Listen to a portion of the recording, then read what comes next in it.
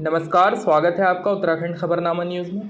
तराई पश्चिमी डिवीज़न रामनगर की रेंज रामनगर के क्षेत्र ज्वाला वन में बड़ी संख्या में अवैध रूप से पेड़ के कटान का मामला उजागर हुआ था।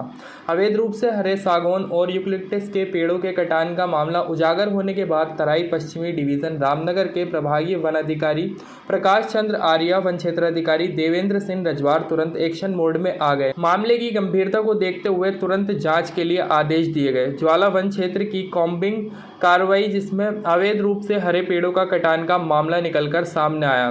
मामले की वास्तविकता को देखते हुए प्रभागीय वन अधिकारी प्रकाश चंद्र आर्य ने ज्वाला वन में तैनात फॉरेस्ट गार्ड को तुरंत निलंबित कर दिया और ज्वाला वन में तैनात वन दरोगों को कार्यालय में अटैच कर सस्पेंड करने की कार्रवाई शुरू कर दी। ज्वाला वन में लंबे समय से अवैध पतन की सूचनाएं अधिकारियों को प्राप्त हो रही थी। यह सारा खेल वन निगम की लॉट के कटान की आड़ में धड़ल्ले से चल रहा था। ज्वाला वन में तैनात कर्मचारी और अधिकारी वन तस्करों से मिलकर अवैध पतन करवा रहे थे। पैसा कमाने के इसी जुनून ने उनको कानून के शिकंजे में फंसा दिया। तस्करों से खाई मलाई तो हो गई कार्रवाई। जिन वन विभाग के कर्मचारियों और अधिकारियों को जंगल की सुरक्षा के लिए रखा गया है, वही रक्षक जब भक्षक बन जाते हैं तो जंगलों की सुरक्षा कौन करेगा? यह एक गंभीर सवाल है। अभी कार्रवाई का दायरा और बढ़ सकता है। जिन कर्मचारियों और अधिकारियों को इसकी पूरे प्रकरण में संलिप्तता है, कहीं ना कहीं उनके दिलों में भी धड़कन बढ़ती हुई नजर आ रही हैं। ज्वाला वन क्षेत्र में इससे पूर्व फॉरेस्ट गार्ड और वन दरोगा के कितने हरे पेड़ों की कब्र खुदवाई होगी, यह भी एक जांच का गंभीर विषय है। इतने बड़े प्रकरण को अंजाम देने के बाद भी स्थानीय कर्मचारी और अधिकारी इस पूरे प्रकरण को छुपाने का भरपूर प्रयास कर रहे थे, लेकिन अवैध पतन का वीडियो सामने आने के बाद इनके नापाक मंसूबों में कामयाबी नहीं मिल पाएगी।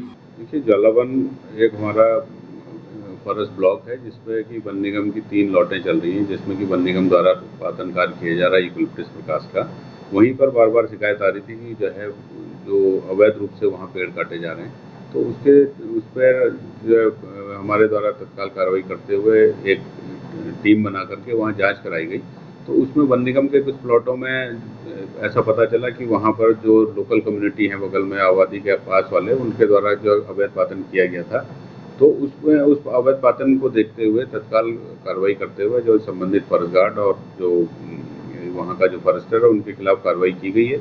वन निगम को भी उसमें चेतावनी दी गई है और वन निगम के ऊपर भी जांच इसमें जारी है कि उनके द्वारा ये इस तरह की चोरी की घटनाओं पर क्यों रोक नहीं लगाई जा रही है।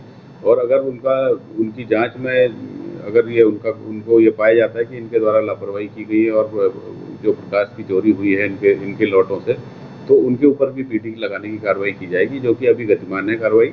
और जो हमारा अपने जो वन विभाग का जो स्टाफ था, उनके विरुद्ध जो है लापरवाही और अपने कार्य में शिथिलता ढिलाई के आरोप में उनको फिलहाल तत्काल प्रभाव से फॉरेस्ट गार्ड को सस्पेंड कर दिया गया है।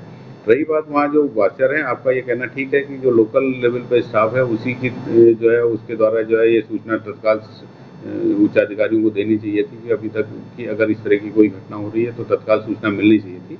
वो सूचना उनके द्वारा नहीं दी गई है। इसके लिए इसकी भी जांच की जा रही है। जांच इस प्रभाग में प्रभागीय वनाधिकारी धौलाखंडी है, प्रदीप धौलाखंडी, उनको जांच सौंपी हुई है। जांच में जो कुछ भी निष्कर्ष निकल के आएगा, जांच में अगर कोई दोषी पाया जाएगा तो तत्काल उसके विरुद्ध और कार्रवाई की जाएगी। निश्चित तौर पर अगर ये जांच में ये किसी और की भी लापरवाही या और उसकी मिलीभगत अगर किसी के सामने आती है तो निश्चित तौर पर कार्रवाई होगी। इसमें कोई बिल्कुल किसी भी तरह की ढिलाई नहीं बरती जाएगी और अवैध पातन के विरुद्ध सख्त कार्रवाई किए जाने का निर्देश उच्च स्तर से भी प्राप्त हैं और इस स्तर से भी सभी को निर्गत किए गए। बिल्कुल क्लियर कट मैसेज है कि किसी भी परिस्थिति में अवैध पातन और अवैध खनन और ये अन्य तरह की घटनाएं यहाँ पर बर्दाश्त नहीं की जाएंगी।